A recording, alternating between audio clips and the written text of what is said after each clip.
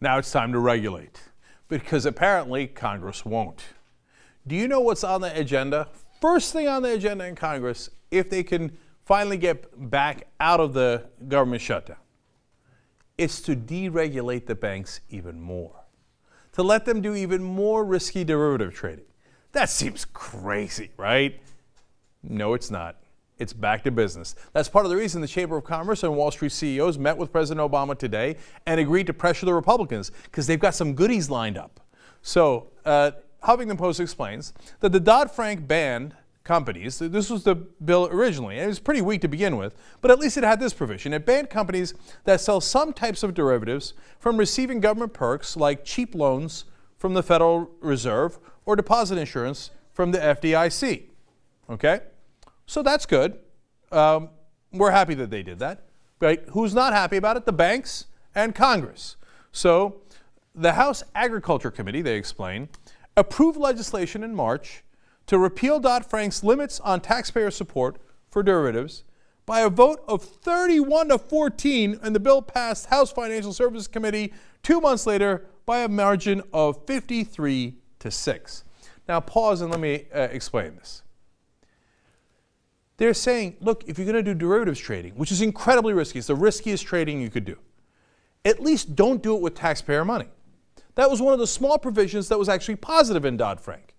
Now they're saying, oh, no, we got to repeal that. They voted 53 to 6. It's not like the Democrats don't agree. The Democrats agree. Yes, the 6 that voted against it were Democrats. But most of the Democrats said, yeah, give favors to the banks. We'd love to do that. So they can't wait to get back in there to let them gamble with our money, with our deposits. Huffington Post explains that there's a second provision as well that would also screw us. Great. On the post-shutdown agenda is legislation that would prevent Department of Labor and the SEC from implementing new consumer protection standards for 401k accounts and other retirement funds. Do you understand that? They're going to take away any kind of security we would have, peace of mind we would have on our 401k accounts that we know what the hell's in it. So, oh no, you don't have to know, okay, just trust the banks.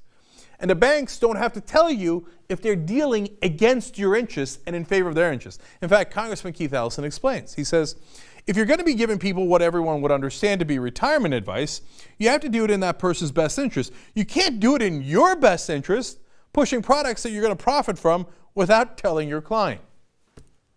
But of course they can. How do they do that?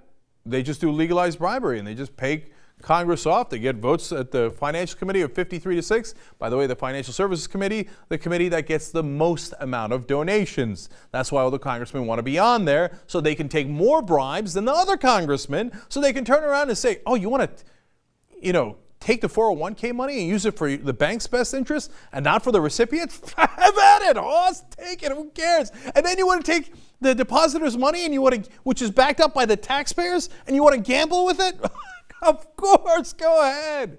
Alan Grayson had my favorite line in all of this. He said, why don't we just save ourselves some time and hand Goldman Sachs $1 trillion?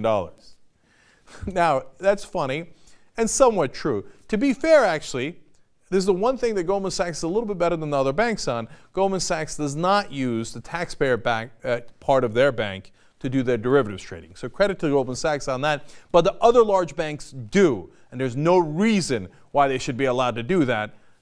If I wanted to gamble with my own money, I know how to do it. I don't need the bankers to do it with my money. And now if you're a conservative, you should hate this provision. You should hate this vote. Progressives and conservatives should be united on this. But of course, doesn't matter if we're united because our representatives don't represent us. They represent the banks. And finally, to give you a sense of the scale of the problem of derivatives that I'm talking about, Warren Buffett in the past had called them, quote, time bombs. And then my favorite of all time, he called them, quote, financial weapons of mass destruction.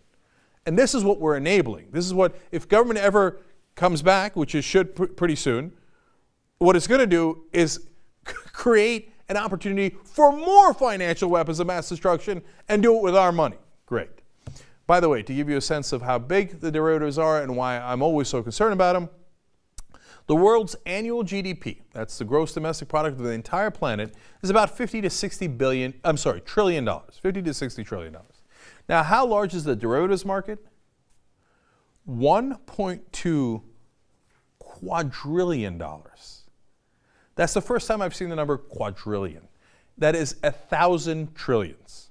That's how large the notional value of the derivatives market is. They say, well, that's notional value. That's not really what's at risk. What's at risk is probably the ballpark of 1 to 10%. So only what? $120 trillion, or at best case scenario, $12 trillion, which would be 20% of the world economy. And a worst case scenario of 10%, and that's not the worst case scenario, by the way, this is if you take the bankers' words for it, twice the value of the entire planet is at risk. You make a little error, oops, did we blow up the whole world with financial weapons of mass destruction? Look, the derivatives market in total is worth 20 times the size of the world economy. And if the government gets back in, the first thing on their docket is to allow the bankers to gamble more with that money. It's a disaster waiting to happen.